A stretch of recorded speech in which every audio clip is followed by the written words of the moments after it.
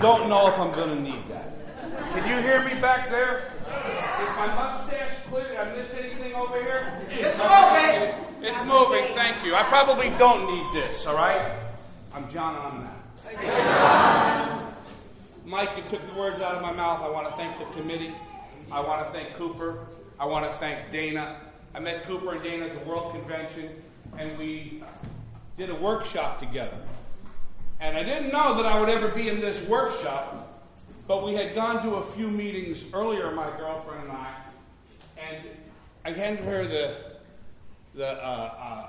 schedule. I said, what do you want to do? Pick one. And she said, what's this gender thing? And I go, well, I don't know. Let's go find out. I want to see what their view is. They want us to talk about changing the wording in the basic text, gender compliant or whatever you want to call it. By the way, Mike touched on the NA history. I came to my first meeting December 28, 1978. I was 20 years old. I'm 66 years old. Okay? I've been clean since 1991. And I had some clean time before I relapsed in 86. All right? And I say that because if you're that guy or girl that continues to relapse, I don't give a fuck. Keep coming back. I don't know what it's going to take. They had bets against me. I'd walk in and they'd go, when's he going to leave this time? How long is he going to stay? And I'd kick a chair and go, fuck you, I'm leaving now. Right? But I knew a lot of players that helped write the basic text. 1979, Jack Browning, he's dead, I can use his last name. We were doing some service work for the other fellowship. And I had talked about a lot of drugs whenever I shared. And he said, you know, why don't you tell me what the third step means to you? Now, I'd never been to an NA meeting. So my exact words were, take my will in my life, guide me in my sobriety, and show me how to live. And he goes, oh my God, I don't believe what you just did. And I go, whoa, what are you talking about? He goes, you did the third step for Narcotics Anonymous, except he said sobriety. He said, you should go to an NA meeting. I was in Bremerton, Washington, 20 years old, and I didn't know where any NA meetings were. So Jack got Vicky together, who used to go to Tacoma, Washington. She had 4 years. She was 24 years old. And I wanted what Vicky had, and had nothing to do with the program. Okay? And I followed Vicky. No matter what Vicky did, I wanted to do that. Am I too close to that? Okay. So anyway, it took till June. It was Jack Browning, myself, Vicky, and Jerry. Jerry loved China White. Okay? We're in a barbershop in Kitsap County, on Kitsap Road, Kitsap Way. Talking a long time ago, some brain cells have been damaged, if I remember some shit. So anyway, we're in a barbershop, it's a Tuesday night, and Jack brings, there's no basic text. Okay? The basic text hasn't been written, and we don't have a white book because that's in Tacoma, Washington, 30 miles away. I'm 20 years old. We got no money. Okay, we don't know how that goes, right? And Jack puts out the big book and says, where it says alcohol, say drugs. Okay? I couldn't do that shit no matter what I was reading, and I go, oops. And we did that every Tuesday night, just the four of us, for about a year. That meeting closed. We opened up a few other meetings, this, that, the other thing. So anyway, that's just a little history of when I first got here. When I first thought I should be here, right, my first drug of choice, my first problem was NyQuil. I'm a NyQuil baby. I was 15 years old. I was a wrestler. I was a sports fanatic, right? And I had a cold, and I was going to have trouble going to sleep that night. And my mother said, "There's NyQuil in the linen closet." I went in, and I took a swig, and it tasted like cream de menthe. And I slept like a baby. And the next night, I went in and I had 2 swigs. Right? And I slept like a baby. And there was 2 bottles in there the next night. And 2 weeks later, after I was up to about a bottle and a half a night, My mother said, who came from a whole long line of alcoholics, and I grew up in bars and restaurants, and they knew what was coming, and so did I. My mother said, I think we have a problem. Let me back up. The second night I went in there, and I reached for that NyQuil, I didn't have a cold anymore. But it tasted good, and I slept like a baby. And I wanted that fucking effect again. And I got it. 2 weeks later, she said, I think there's a problem here. This shit's $1.29 a bottle, and you're having 2 a night. It was 1973. $1.29, I don't know what you're all making. I know General Foreman was making about $5 an hour. You know? So, I'm not going to go too much into how I got here. You guys know how I got here. Right? I probably used more than some of you, and probably used less than some of you. But I know I used exactly enough to never fucking want to use again. Yeah. Can I swear here? Yeah. Fuck yeah, right? Yeah. So I did. So that was a sophomore year in high school, and I didn't draw the sober breath until November of '76 when I joined the Navy and went to boot camp, and it was no longer available. I went and did all my sporting events, high, drunk, just a little drunk. I never got sloppy drunk until Friday or Saturday night. Then all bets off. I just wanted to be on the even keel, you know? And that worked for a few years. And then I joined the Navy. And I had nobody to tell me what to do when I was on liberty. And I did all the drugs I wanted to do. I did all the alcohol, all the drinking, blah, blah, blah. In 1978, whenever I woke up, I knew everything was going to be all right. If I reached over here in my rack and picked up my ID, no matter what I did, I had my ID. Nothing was going to go wrong.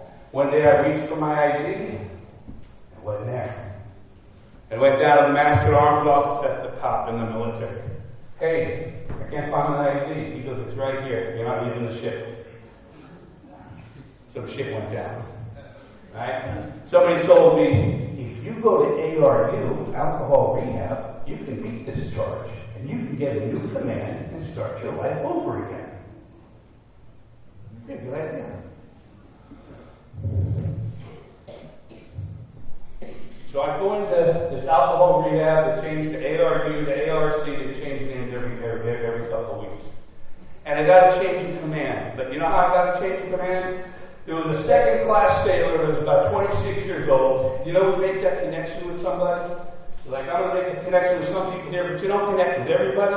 You know, well, I made a connection with this guy, Jim.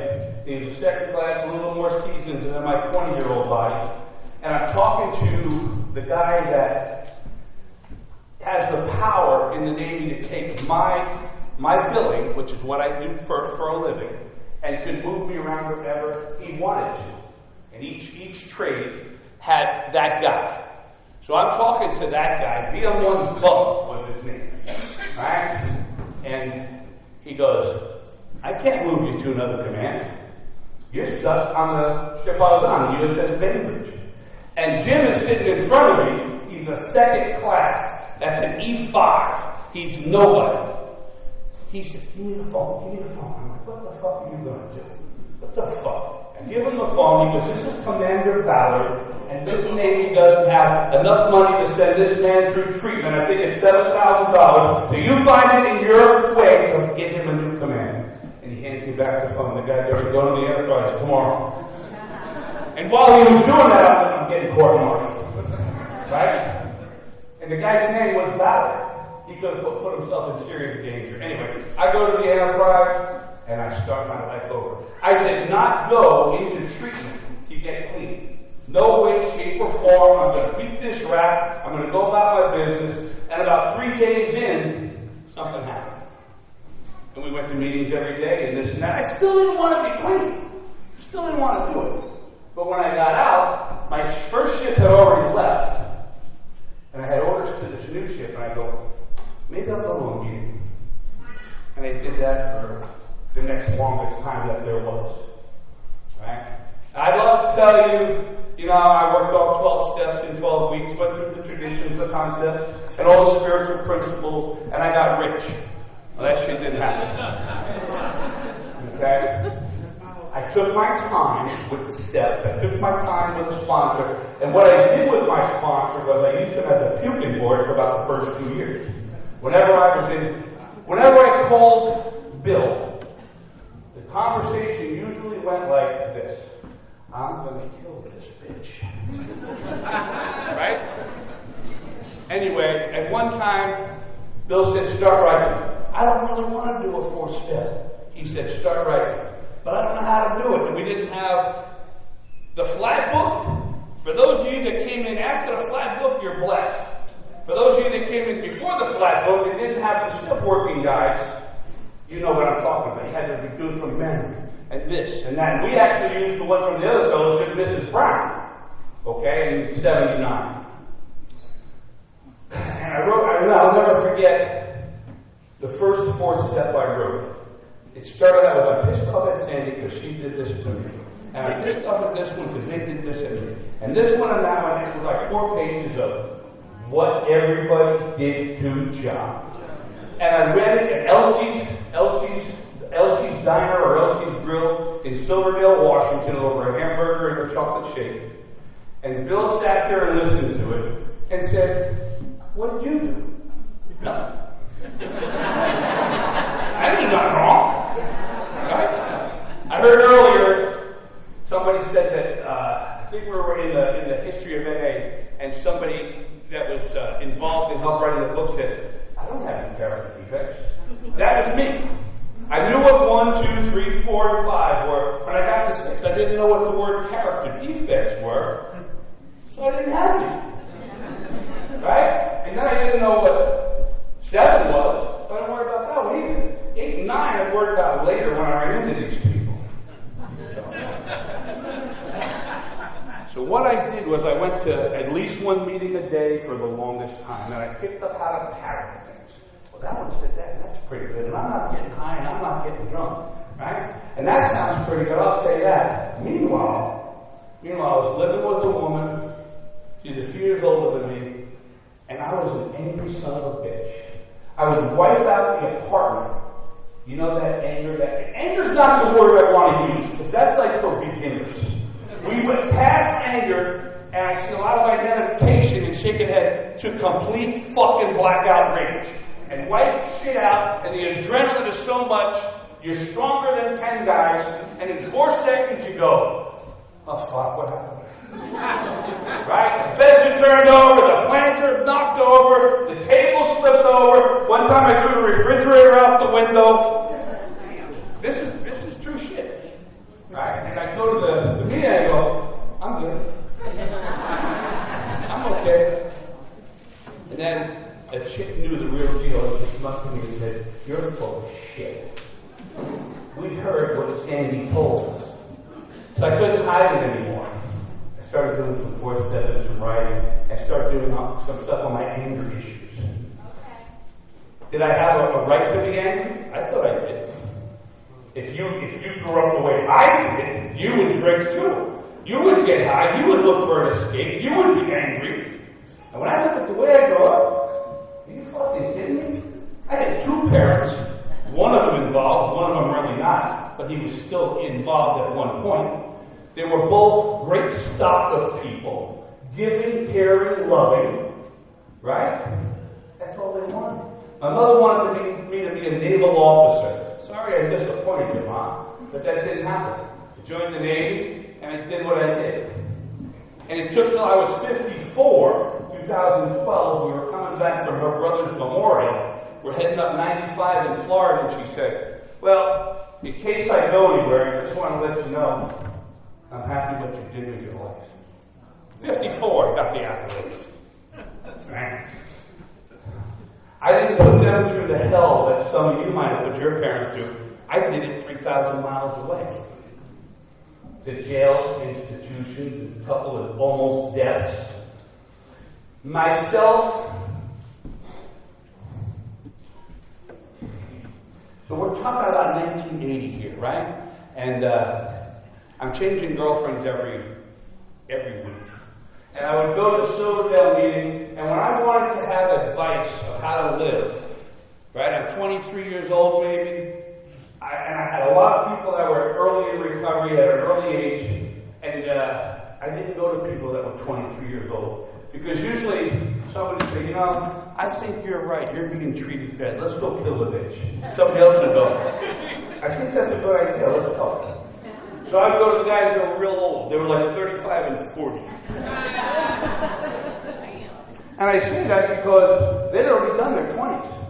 They're married, they got kids, they got family, they got a job that looks like they could have a pension someday, which is something that I wanted. But they did their 20s already, so I didn't want to take advice from the 23-year-olds like I was. Made some smart decisions along the way. I was in recovery the whole time. Right? A slow recovery. And by the way, I wish everybody a slow recovery.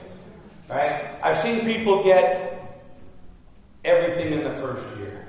They get out of treatment. They get a 5.0 Mustang. They get, at that time, $40,000 a year was a great job. They get a $40,000 a year job. They get a condo. And then they get a year clean. And then they're done. They don't come back. Came too quick. My first recovery, from 78 to 86, I got everything I wanted. I got pussy. I got wheels. I got garage sale stuff. I had cars, trucks, and motorcycles. I had it going on, right? Had a nice house overlooking the mountains that I rented out two bedrooms. I was living about $50 less a month than the other guys because I was responsible for paying the rent.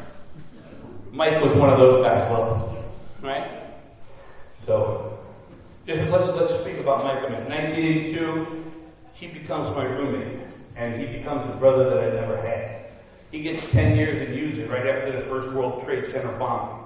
And he's still alive. Goes to the IDW, retires a few years ago, and we find each other. And we just picked up our conversation where we left off. Right? He's drinking this and gives a fuck. Still a good person. He didn't use like me and you guys. You know what I'm saying? He got 1502 in San Diego. That's a drunk driving ticket. Right? And that was it. I think he used cocaine once. Go figure. Thank you very much. So, I'm a young guy. I'm in the rooms. And Ruth Ann comes up to me. Ruth Ann is about my mother's age. And I'm dating her daughter. I want to say I'm dating her daughter, but I'm really not. She's cleaning my apartment, and we fuck. In my fridge is one slice of cheese and probably half and half its curdled. Right? And Ruth comes up to me, and she really was instrumental. She had like 5 years, which is like a ton of time. And she goes, "You're a good-looking guy." "Yeah." "You're going to get a lot of women in an AA and anyhow." "Yeah. But let me talk to you about it." "Oh, okay." She said, "You got to be honest. If you want to fuck her, don't tell her you want to just take her to dinner and rub her back." I was like, huh. "And if by chance you don't think it's going to work out down the road, and it might cost you your recovery?" I'm like, "What do you mean?" She goes, "Let's say you're with some chick and it don't work out and you guys split up. And you got to go to a meeting someday. Right? And you go to the meeting and there's no place to sit except right next to her. Sounds like it happened already. And there's no place to sit except right across from her or right next to her. Can you sit next to her? And if you can, try to fuck her. And if you can't, it's not worth your recovery." Fucking great advice. I probably took heed to it once. But I took heed to it. She also gave me and the other 3 people I was living with in 1979 and 1980. Mark and I went to treatment together. We got a $95 a month apartment. And then we moved up, we got a $120 a month apartment. And we both got girlfriends. The apartment had 2 rooms and a bathroom. Not 2 bedrooms, 2 rooms. You walk in, you're in the living room, dining room, kitchen, and bedroom. And in the back was a bedroom. And in between was a tiny bathroom. 120, which we had trouble making the payment.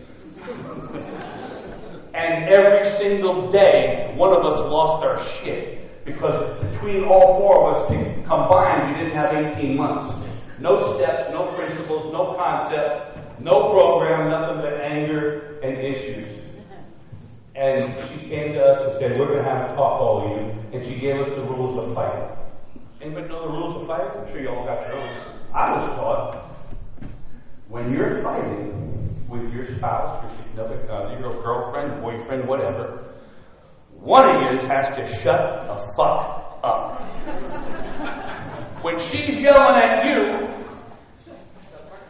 you're loading your gun. And as soon as she stops, you start shooting bullets. And she's loading her gun while you're shooting bullets at her. One of you has to shut up. That sounds like a pretty easy concept, but not for this addict. Not then, anyway. She also said, fight about the issues that you're fighting about. If you're fighting about why you didn't pass the SALT, don't talk about anything else except the SALT. Don't bring up the past. Good luck with that one. I know that those were given to me a very long time ago, and I remember them verbatim. I remember the conversation. She helped me out so much in my life and it's keeping me out of trouble. Because a lot of times, when I was married, Jimmy was my sponsor, and Jimmy E. was World Service, this, that, the other thing. He was my big brother that I never had. And I'll get back to that. Let me go back to the Rudan thing. So she gave us these things and she said, you're going to sleep with a lot of women in the rooms, which I did. I wore it like a badge of honor. Don't do that. So I'm going through them and I think I'm this stud, and I'm not, because I found out later I was just a pass around. Okay? She came to me a couple times and said, John, that girl over there, she's new. And she wants no emotional commitment. She just wants to get laid. I'm in. I'm 25 years old. I'm trying to be a pro athlete. I'm in. I say this, and that all sounds fine and dandy. The older guys in the rooms are like, you're going to pay a price for this, young man. I'm like, fuck you. Right? So I meet up with this girl, I'm about 24 years old, and she's the one. She's the one. I'm going to get married, da-da-da, blah-blah. And I go to a meeting out in Chico, Washington. And I haven't cheated on this woman. No desire to. She's the one. And I see this woman that I have seen at garage sales, estate sales, auctions, and she's pretty. And I go, hey, you getting good deals lately? You making any good deals? You finding anything good? That's my only intention. My only intention. Through the crowd, from about 30 feet away, comes her sponsor, obviously. Busting through the crowd, right? I told you not to talk to any of the men in here, and especially that one. Yeah, I caught some feelings on that one. I'm going home in my car. I'm going, that fucking bitch. And then in the next breath, I was like, I deserve every bit of that shit. Every fucking bit. So I stopped that behavior. That one that was the one, it didn't work out. What am I going to say? It didn't work out. So thank you very much. What it did do was allow me to go start to do that work. Okay? And then I relapsed. I went into treatment with about almost 7 years clean, and I hadn't used yet. And I came out of treatment. But before I came out of treatment, it was 1986, the second edition of the basic text had just been written. We still didn't have any established meetings in Bremerton, Washington. And we didn't have any literature, we didn't have any basic texts. And the basic texts were $8.50 and I bought 10. Right? I bought 10 because we didn't have any in our county. I came out, I had a new girlfriend at this time, and go figure. And I used about a month later. I didn't see any of those books until 2013, and I'll get to that in a little while. Whoever got them, God bless. I hope they made it. I hope they read it. I hope they passed it on. So I relapsed in '86. I, by the way, have the job of my dreams. I'm working for the United States government. I'm doing an apprenticeship in a shipyard. I'm learning a new trade. And I've got the job that I've wanted for a while. I'm going to have it the rest of my life. Right? I'm an upward mobility guy. I've been to college. I'm going to do okay in this thing, and I pick up. I got through that motherfucker, I remember the last test that we had for math. I stayed up all night cranking and coking and made little cheat sheets, right, that I never used, but I wrote so small and concentrated, I remember that shit like it was embedded in my brain. So I got the final in trigonometry. I stayed up all night, and the teacher, his name was Andy. And when I went up to hand the test down, I smelled the booze, and I was all cranked up. And he goes, "You okay? Maybe you should go home." I go, "I think I will, thank you." Right? And I look at another guy's scores, and I'm like, "I'm going to check this out." And he goes, "Okay." And I look, and all the calculations and everything looks great, but on one of the 5 problems, a couple of decimals are off. Right? And I go, "Who's right?" Me or him? He goes, "He's right." And they got 11 calculations on a page and blah, blah, blah. And I go through the calculator with all these, things, and I must have done it 12 times. And each time I pushed in one of the calculations 1.54 instead of 1.154. And Andy watched me, and about the 8th one, he goes, "There it is." He goes, "You know this shit, but I'm only going to give you a 99.5. I could have got an 82 and felt satisfied. That 99.5 kicked my ass. Right? We're perfectionists sometimes. We want to do right. We want to be the best. Shit happens. Right? So through this, I become a mechanic. I'm working on this. I got that going on. I'm working nuclear field. I got a security clearance. And my life is moving along pretty good, even though I'm using it, in spite of myself. And then something happens. We're out on a party, shipyard party. Just before we leave, the guy pokes me up. And I get in my car, it wears off, and I'm speeding. Just think of that, right? Cop comes up behind me, lights me up, and I don't stop. I take off. I got a 350 that was just rebuilt in a 71 Camaro that I can handle like Mario and Drake. I can spin that motherfucker. I'm tied. I'm good. And I take off. And I'm looking in my rearview mirror, I'm power braking, and I say 2 more turns, and I'm going to hit a fucking straightaway 2 miles, I'm going to lose it. And I hit a fucking pothole. I not only burp the tire, I blow it up. Go up on 2 wheels, come down, and there's 3 cops with guns drawn down on me. What do you think I did? I'm an arrogant motherfucker. Put your fucking toys away, I'm getting out of the car. One cop goes, "I know him. Put your shit away." That was a Class E felony. Doesn't sound like a big deal. 2 years, 9 months later, I get a call just prior to that 2 years, 9 months, like a week before, my general foreman calls me up and says, "What are you doing?" I said, "I'm just doing some paperwork and this and that." He goes, "You got any tools in your box and shit?" I go, "Yeah." He goes, "I want you to put them all away, man. You're moving up. You're going to be a general foreman next week." Well, that sounds great. Right? He says, "Put it all away. The next time I see you using a tool, I want you to be showing somebody how to use it. My shit's getting good." He calls me 2 days later. "Did you put all your tools away?" "Yeah, there's got a couple things. Well, you got to come down here. I got to talk to you." "Yeah." "Well, can't you tell me on the phone?" "No." I go down there. His name was Don. He says, "I got to escort you out to eat. Control industrial area, you get security, doing blah, blah, blah." So I'm in shock, right? And we go up to the office, and I got to sign like 400 pages of I don't know nothing that I learned for the last 15 years. I won't write a book. I won't appear on TV, blah, blah, blah. And I sign them, one at a time, boom, boom, boom. He walks me to the gate, and I'm emotional. So I'm shocked. And I said, "Let's get a cup of coffee." There's a McDonald's out there. He goes, "Yeah." We go in, we order coffee, sit down, and I spilled the coffee. I hit the fucking table so hard I thought I broke it. I yelled, fuck! And Don goes, I'm glad you did that. Right? Well, with that was the beginning of the end. That was March of 91. Escorted out the gate, and I was on administrative leave for the next 9 months. My life was over in Washington State.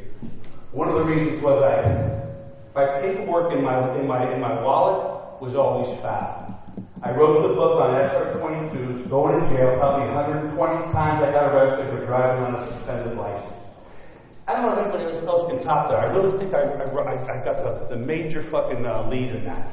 I really do. And they'll do a year in jail, right? For driving without a license, driving on a remote, driving this. It was crazy. Talk about a slow learner. So anyway, I moved from Washington State to New Jersey, back to my parents' house with my tail between my legs, right? And I got 9 months of money coming to me, free money. I got no overhead. I go out the next day and I get a job for like $12 an hour. So added up, I forgot what the number was, but I had like $1,200 a week coming in overhead, 1991. First day I'm on the job, you know how we find people, right?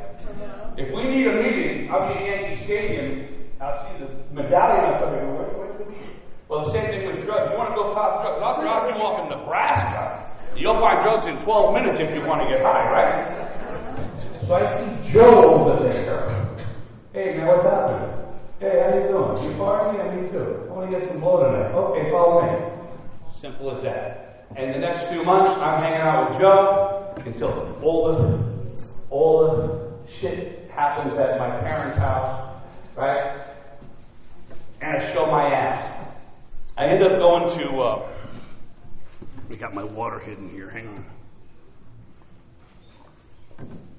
It was New Year's Eve, and I started burning bridges in my family. Nothing serious yet. I didn't go to jail, I didn't get arrested. But I was supposed to be at one of those Better Homes and Gardens houses at 7 o'clock at night for a little Christmas party with the family. And 11 o'clock, I stopped for 1. 9 o'clock, I realized I'm supposed to be somewhere else. And I'm by far not drunk to my standards. Anybody relate to that? Yeah. Right? So I walk in, and I'm just buzzing a little bit. And everybody in the room goes, oh, shit. Right? And the two golden laps jump up to greet me. I take 3 steps back, and I hit the whole rack, the whole wall unit, full of Hummels. And they come crashing down. 35 years, 40 years of Hummels that they collected. And what do? I gotta go. I gotta go finish what I started. Which meant I was going to the city and I was going to finish what the fuck I started. For those of you in West Virginia, that means New York City. Okay? I do that, and I get straight, and the sun comes up in New York City, Christmas morning, 1991, and there's not a soul, there's not a body moving. I think I'm the last person on the planet. There's nothing moving, there's no cops, there's no hookers, there's no dealers. And I'm coming up the West Side Highway, the Hudson River on my left, and I go, if I keep using, I'm going to fucking die. It hit me like a ton of bricks. If I keep using, I'm going to fucking die. I'm going to go back to the room, and I'm not going to fuck around. And I'm serious. I have surrendered, by this time, 200 times in the last 5.5 years. This was different. So I drove to my parents' house, up in Oakland, about 25 miles from the city. And I walk in, it's about 8 o'clock, and both my parents are sitting on the couch like this. Now, I'd already made a decision I was never going to use again. And I walk in kind of cocky, hey, I made a decision, I'm not going to do any more drugs, I'm not going to drink anymore. And my mother says, this is the worst fucking Christmas I've ever had. Mom dropped the F-bomb. This shit is serious. This fucking shit is serious. And I knew how serious it was. We were supposed to go to my sister's that day for Christmas dinner, and I decided I better just go hide in the basement for a few hours. And the car took off about 11 o'clock. They didn't try and get me. I called my sister. I said, hey, look, I'm not going to make it. And she goes, what's up? I go, I'm kind of fucked up. And Mom and Dad are like real pissed off. I'll save you a plate. Right?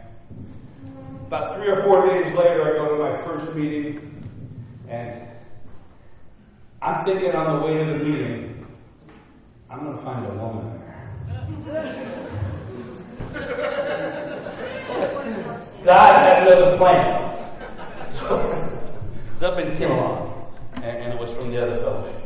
And I walk in, and there's all dudes. It was the first meeting that they made an all men's meeting. So with that, I see this guy, Gary. You know what I'm talking about, right? And Gary and I go to meetings every night for the next 30 days. And I get my 30-day chip, and he gets a 1-year medallion. Right? And I go turn myself in to go into jail in Washington State the next day. And Gary, for the next 7 or 8 years, writes to me. Oh, I was in about 5 months, and I just got this letter from my mother. And it was 25 pages about how I disgraced the family by going to jail. And how my grandfather's rolling over in his grave. And it hits me, and I'm crying in my cell. Right? And the CO comes, I'm crying, I'm bawling. And the CO comes, come on, I got some work for you. And I would never let the guy ever think he ever wore me out. I'd work 14 fucking hours toothbrushing a fucking wall, though. Come on. His name was Cleaver, so we called him. And come on, Steve, give me some more work, man. You can't fucking outwork me. And about 5 or 6 times of this, he goes, just go to your fucking house. And I go, come on, give me more work. And he disappeared, and I fucking fall out. Right? But Gary would send me this letter. And in the letter was a card. And it was a bunch of frogs playing on stage, saying how they got the greens, which is real bad, bad, bad. And in the card was all the guys from the men's meeting. Signed, good luck, you're doing a night step, blah, blah, blah, blah, blah, blah. And I kept that until I got flooded in 2006. Right? And I went down to Florida after I got out of jail. And here's where my recovery that I have now of about 33 and a half years takes off. I decided a year before, just before I went into jail, that I really needed to change some stuff in my life. I didn't want to live in New Jersey right now. And my uncle was in recovery since 1971. So I called my cousin Matt in January, just before I went into jail. I said, hey, I might be coming down there in about a year. He goes, I'm going to give Dad his 22-year medallion. I'll talk to you later. Call me in a year. I called him in a year, and I go, I need a place to stay for a little while until I get my shit together. He goes, come on down, John. I got 4 years. In a few years, you're on the next fucking flight home. Okay. He's got a 2-room apartment. Familiar shit, right? I take the couch. He's got the bedroom. We're cousins. And we go to a meeting. He goes, you're going to be on your own. You got to get your own stuff, your own transportation, your own job, you know. So I walk into Central House, Delray Beach, and I got $1,500 on, right? And there's the first sign I see on the corkboard, 74 Sportster, $1,500. What do you think I did? A lot of people think I bought the bike. I said, I can buy that bike, but I can't put the gas in it. So Matt, my cousin, turns me on to Jimmy. Right? He needs a job. Jimmy says, I'll pick you up in the morning. You got a tape measure? No. You got a pencil? No. You have a truck? No. You got any tools? No. Right? I started this journey, and I say it many times, with 2 changes of clothes and a roll of toilet paper and a backpack, and the backpack had a hole in it. So I'm in Delray Beach, I don't have shit, But Jimmy picks me up in the morning. I don't have gas money, I don't have a jar of water, I don't have pencil. You give me a little apron, you give me a pencil and a tape. I go up on the roof, the fucking roof collapses and I go through. Alright? Back up on the roof. That didn't stop for 5.5 years. I worked every day. I worked Saturdays, Sundays. I did my own bids. And my sponsor, who I picked up probably about 6 months into it, he watched me doing some volunteer work, and he goes, "Where'd you get these tools?" I said, "Well, I got them here and there, and blah, blah, blah." He says, "Every fucking job you go on, you bid yourself a tool. Add an extra $50, $80, $90 to each bid. You don't have a whole truckload of tools." Right? So 5.5 years later, Jimmy calls me. Says, "Hey man, I heard you're a pretty good trim carpenter. Right? I hooked up with this, I built some yachts in Broward County, did this, did that, took all my apprenticeship skills and started using them. Ran into a guy who I knew in the room, ex-Marine, and we got along great. He says, "You want a job? I'll give you a job." I went to him, "I need a job." He goes, "How much you want today?" I said, "I want $100. He says, "Okay, I'll give you $100. And every time I put you on a job or I tell you to get a tool, you pick up that tool." I go, "Okay, fair enough." So this is like 1994 or 5, right? And Bobby's doing big houses, 12,000, 20,000. He did a $15 million renovation on a 22,000 square foot house, all trim. Lots of stuff. And he teaches me the trim tricks, right? And with that, about 5 minutes later, Jimmy calls, says, "I heard you got, pretty good stuff. Can you help me out with some trim work?" Meanwhile, I'm involved in service work, GSR, meetings all the time, right? And he sees me pull up with a truck that I'm financing, a truckload of tools. He tells the guy that he's with, who's a chronic relapse. I've watched this guy for 5 years, probably 5 years before me too. He can't get it. And Jimmy looks at him and says, 5 years ago, he didn't have shit. Look at him now. He's got a truck he's financing. He's got a bunch of tools. And you can do that too. We carry the message, sometimes without even trying. But just the power of example by the way that we carry ourselves. And that also goes, if I'm flipping you off in traffic jam, I'm giving you a message too. Right? I've done it. I stopped, I'm not going to say I stopped my road rage, but sure I've calmed down. Right? So, in 93, I'm down there and I hooked up with Cindy. And the first night we're hooked up, we want to sleep together, but we got to put some ground rules down. She goes, "I don't want this to be a one-night stand." And I go, "I ain't married." Right? So about 7 years later, but in that 7 years, we went to a shitload of conventions. Jimmy King was her sponsor. She talked to me about how the basic text was written. By the way, Jack Browning asked me to help write the basic text, and I would love to say I did it, but I didn't. I was trying to go play baseball for any major league team. One of them called me. Tell them no thank you now. But I had another agenda. And I looked at the end of history today. Wow. Oh, I got emotional crying. Because I knew a lot of the players. And Cindy introduced me to many of the men and women that helped write the basic text. And I knew some of the stories. And today was so in depth. And some stuff that I didn't hear. That guy taking a bicycle ride from Lincoln, Nebraska to fucking Miami. Holy shit. That's a ride, man, on a bicycle, not a motorcycle.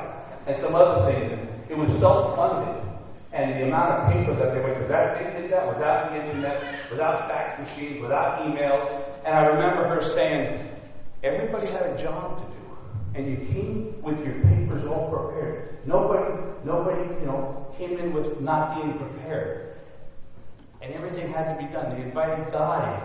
Most of it was written by people under the age of 30. Right? It's basic stuff.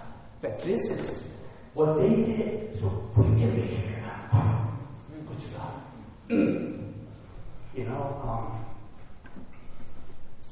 Addicts are still dying. And I don't know if that chronic relapser is going to get it today or if they're going to die tomorrow. I'm in a home group in Blairstown, New Jersey, and there's about 6 to 12 people that are attending it on a regular basis. One night there's 6 or 8 people there, and we ran out of time. And I turned to the young girl behind me, and I said, "It's your turn, baby." She goes, "I never shared before. Tell me what you did today. You know, just open up your mouth. Tell us what's going on." And everything was, ha, ha, ha. I don't have fun. Ha, ha, ha. I never share. Ha, ha, ha. And I was like, wow, this is sad. That was Wednesday night. She was dead Friday morning. OD. Another lady, same group, young kid, coming in high as fuck. Right? And the people that were in the group were fairly young and recovered. She came in, she's on the nod, and 2 people like, "John, what should we do?" I go, "She's not using that." Love her. Yes. She's not using that. Let her sit there. She's not shooting dope in front of us. Let her sit there.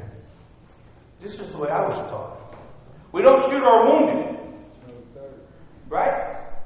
I talked about when I was relapsing and would walk in a room like here, how the fuck long is he going to stay now? Fuck you. I can handle myself very well. I'm 66. I don't want to do it anymore. But I will. So, this girl comes in high like 3 weeks in a row.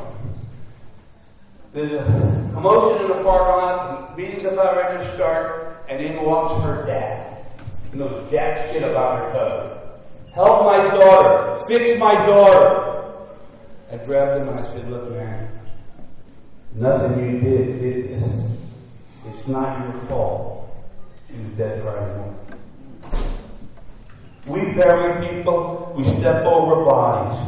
I watch people many times get 20 years. Now, if you ain't got 20 years, you don't know what it's like to get 20 years. You know how you get 20 years? Anybody? You don't use it, you don't fucking die. And along the way, you do steps, you help people, you show up, you do what you're told, and you get 20 years. And you don't use no matter what. So I know when I had about 20 years, I had stepped over some shit. I did some shit. I went through a wedding, divorce, kids. My kids had some mental illnesses.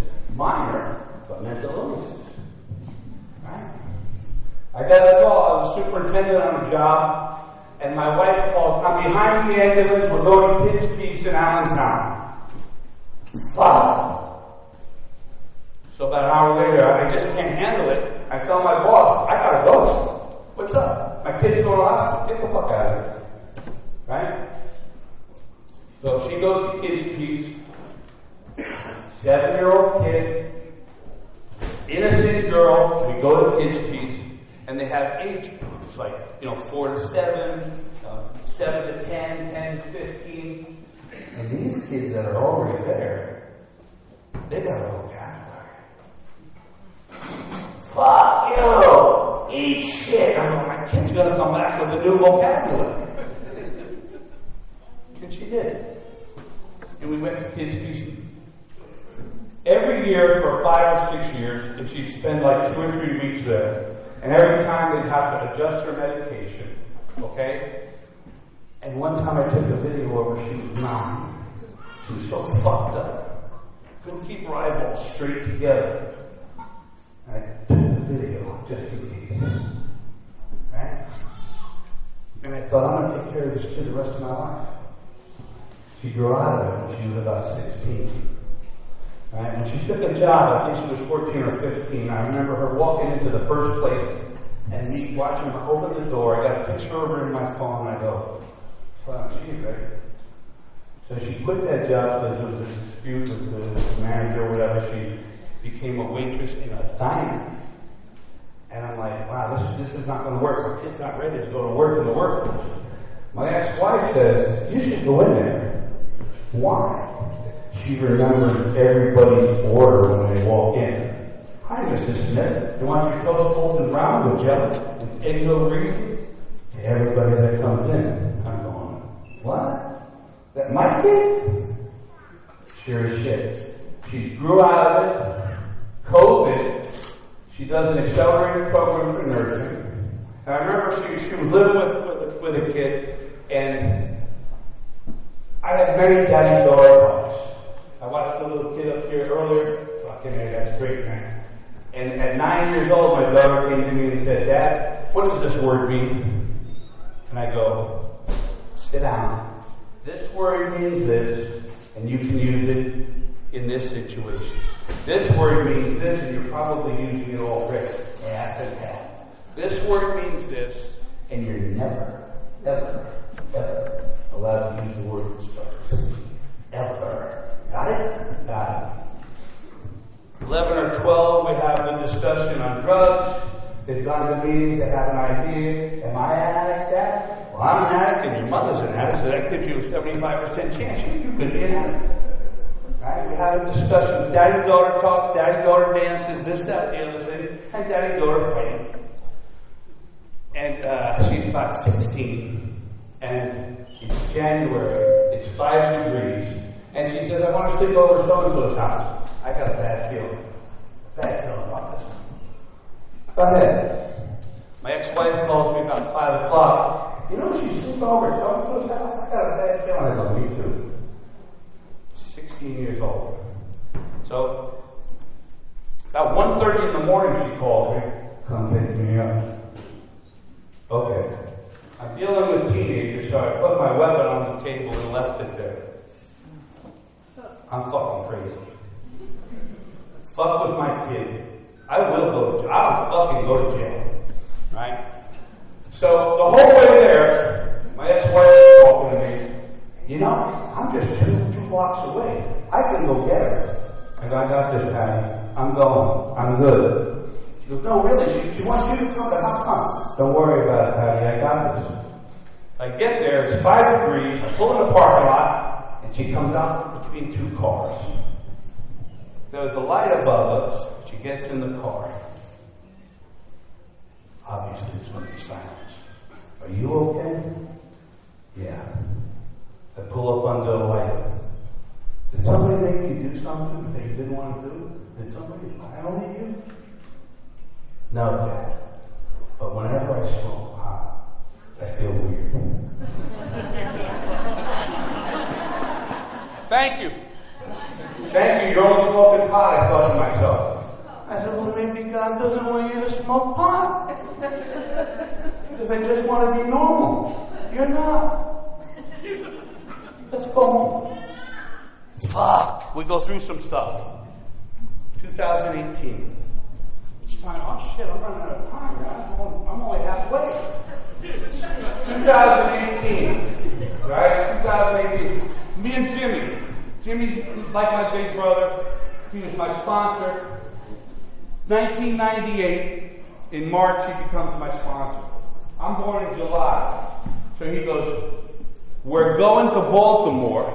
Our sponsorship group has rented 5 buses, okay? And we're all going to go to Baltimore." I go, "That's my fucking 40th birthday weekend." He goes, "When's your birthday?" I go, "July 18th. He goes, "Mine's July 17th. He's 10 years older than me. But he's born on the 17th, and I'm born on the 8th. Which, what does that do? That gives me all the ammunition for the rest of our lives to say he's more than 10 years older than me. And I let him have it every time. Jimmy got me through the steps. Jimmy got me through service work. Jimmy gave me a lot of information. Jimmy and I were doing service work in Narcotics Anonymous. We were doing service work in the Carpenters Union. We were doing service work in the community, in our men's retreats. And I didn't always do what Jimmy said. Here's an example. I come out of a meeting, and I'm standing in the parking lot, and about a month earlier, I'm the first one to raise my hand in the meeting, and they go, "Don't call on me." And every time it's time, I raise my hand. She don't call on me. Never happened to anybody else in here, right? So anyway, I go, "Hey, you didn't call on me." She said, "I didn't fucking see you. I'm blind in this eye. Why don't you check your own fucking meeting?" Fuck you. So a couple weeks later, I come out of the meeting, and you know when you're talking to somebody and you feel that presence behind you? You know, even when you're a kid, you can feel your mother or father. So I feel this presence behind me. And I hear, is your name Sean? No. Well, what the fuck is your name? Here we go, bud. Here we go. My name's John. But we don't disrespect women. What are you talking about? You disrespected my stepdaughter. Well, your stepdaughter should let us a fucking matter, huh? With that, another cat comes in. Right here. This is my fucking family. I'll deal with you in a fucking minute. I'm 20 years clean plus. He's 20 years clean plus. The cat that's talking to me, I don't know how long, but he's got time to. And he goes, my wife's in the van. If that bitch gets out of that fucking van, I'm knocking you the fuck out. 20 years plus, right after me. And I'm saying this because we can go from 0 to 60 in a heartbeat. I'm protecting myself, and I got 3 people coming at me. I am ready to fight. Not fight, but fight. So everybody disperses. And Gene and Latif, 2 black guys in my circle. You motherfuckers went 0 to 60. You gotta apologize, he says. I go, I ain't apologizing at all. Right? I get in my car, I haven't even started, I told Jimmy, blah, blah, blah, blah, blah, blah, blah. Well, you gotta apologize. Fuck you, you weren't even there. 22 and a half hours later, there's another noon meeting. I get down there early, and I'm gonna be the greeter. Mike walks in, we both stand up and go, I'm sorry for my part. Been good ever since. But we blew off some steam, and we talk about how it would have been fun to get our backs dirty. We didn't, I don't know how. This shit happened. And when we're done, I'm sorry for my part. Hug and make up. It's that simple. We go through some shit. Right? So I get through the steps again, and I'm trying to change the whole thing that's going on with me. Instead of going through women like I'm changing socks, I'm going through them like this ain't going to work out. Either I'm saying they're not going to work out, or they're telling me it's not going to work out. In the meantime, Jimmy goes, man, you have changed so much in the last 3 years. 20 years after we're being sponsored. And by the way, when we put those hats on, we went down to the man cave, we invited God in, we did our step up. He was the sponsor, and I was the sponsee. Because there was a lot of times he called me and said, I need to bounce this off you. How do I get this job? What do I do in this situation? Where do I get this step from? So it works both ways. But when I was in the man cave, he was the sponsor, he was the boss. And I was the student. And we kept them hats straight. So 2018, I wouldn't wish this on anybody. December 20th, 2017, Ginger dies in a car accident. We were on, off, we were doing this, she shows up at 9 o'clock in the morning with coffee and cannolis, and we do our thing. I said, I got things to do. She's like, I got things to do. Come back at 4 o'clock, we'll do it again. She didn't make it. She died 15 minutes from my house.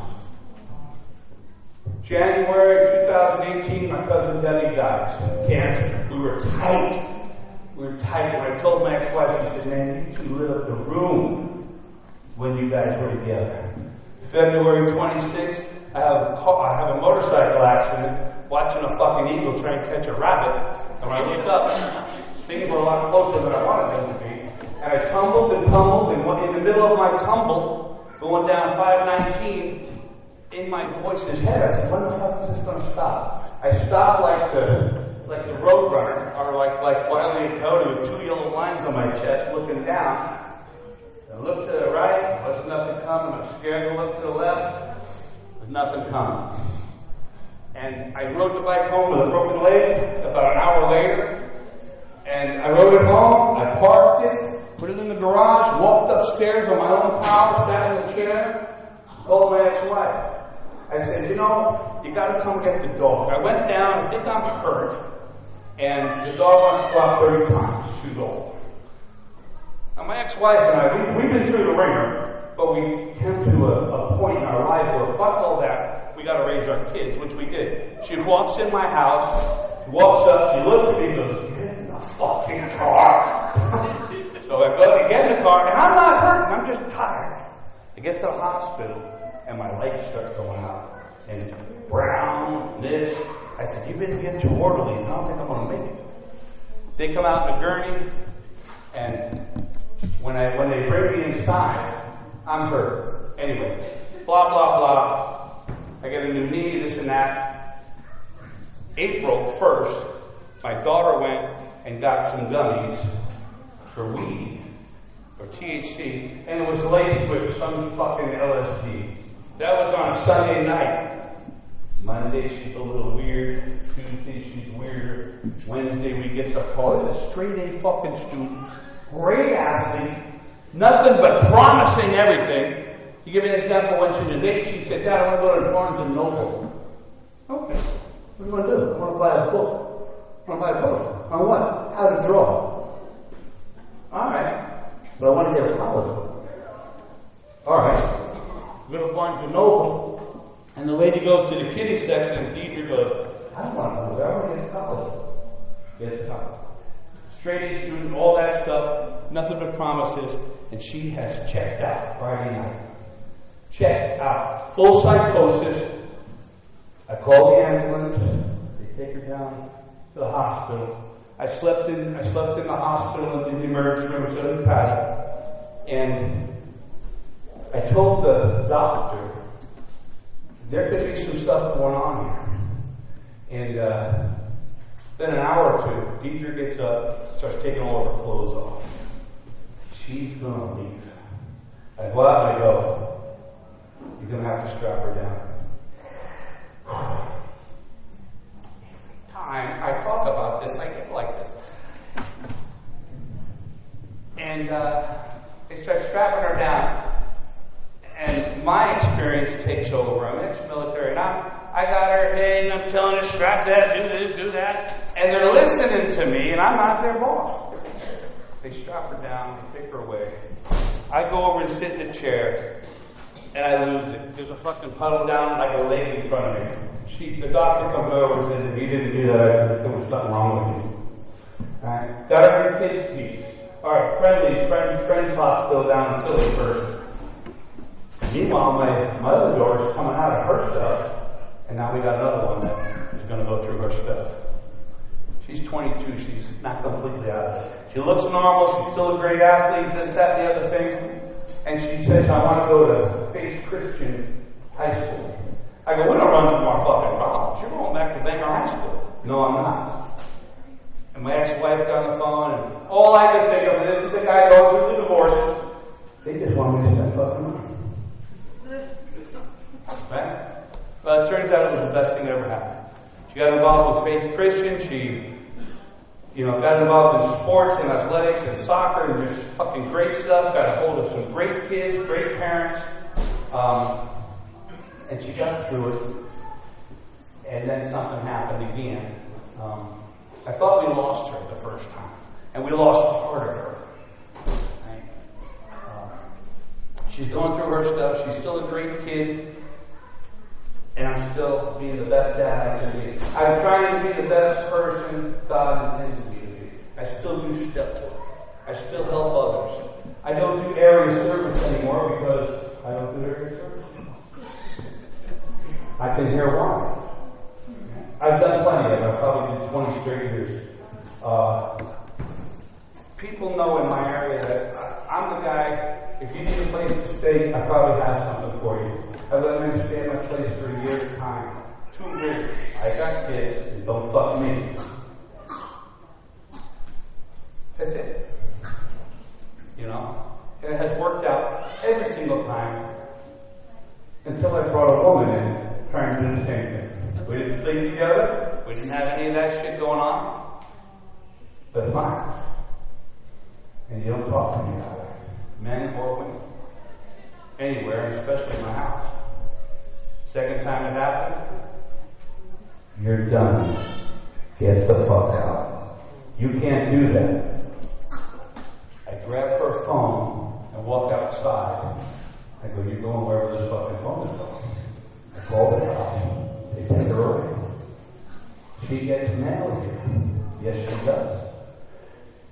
I mean, she has anger issues, and I got lots of guns. She's not allowed in my fucking house. Now it's on you, cop. You got to take her to the Wesleyan Church, and they'll take care of her. I got rules too. I got boundaries.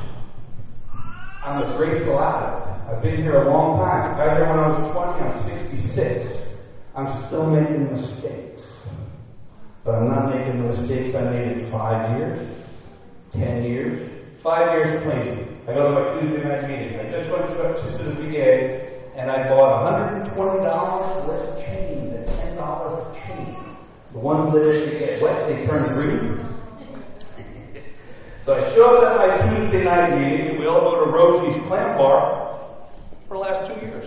And we go in and we sit down, the 5 of us, and Brother Jeff, what's with the fucking Mr. T Starter Kit? Because that's what we did at 5 years clean. Everybody got gold. Look how successful I am. But they called me out. You know why? Because I gave them permission.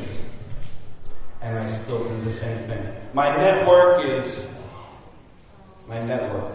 Everybody is allowed outside the 21 feet. If you get inside the 21 feet, you're close. If you get inside the 12 feet, you're closer. Get inside the 3 feet, your family. Just the way I work. You know, a lot of people don't know where I live. There's a man in here that lived with me for a year. I said, I don't even know where the fuck I live. He calls me, I want to bring this guy over. Is that all right? Yeah, come over.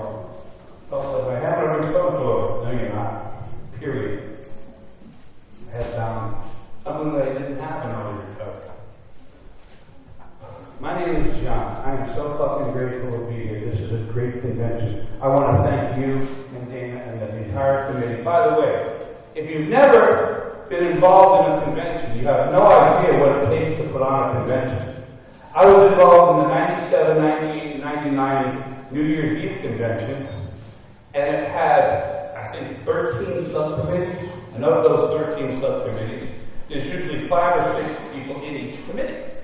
1999, I'll be the chairman of the New Year's Eve convention, 99-2000. Everybody on the committee had 13 years experience. Everybody knew every job was a rookie. And everybody goes, I'm not doing it this year. I had 13 people on my entire convention committee. It was challenging. We pulled it off. Jerome was the speaker. You know, I'm going to say a couple things. I've done Mike through meetings and discussions. There's another guy in here. 1997, I used to go to the Patterson area in Bergen County meetings, and we would go to his house. 1997, 12, 15 of us play charades. And I see him regularly. I remember you, but we both got old and fat. Right? I have a gentleman that I still call on a regular basis, my first sponsor, Bill Newton in Washington State. I think he was 35 when I was 20. He's like 80 now. I visited him in 2016 when my stepkid got married. I got word that my stepkid was in trouble in 2013. His mother texted me. He came to live with me. I went down to Dover, Delaware, picked him up, and he lived with me. He got his fiancée and his daughter to live with me as well. His daughter and my daughter are like sisters for life. We do some stuff in here. I got friends in here I've known for over 40 years in my phone book.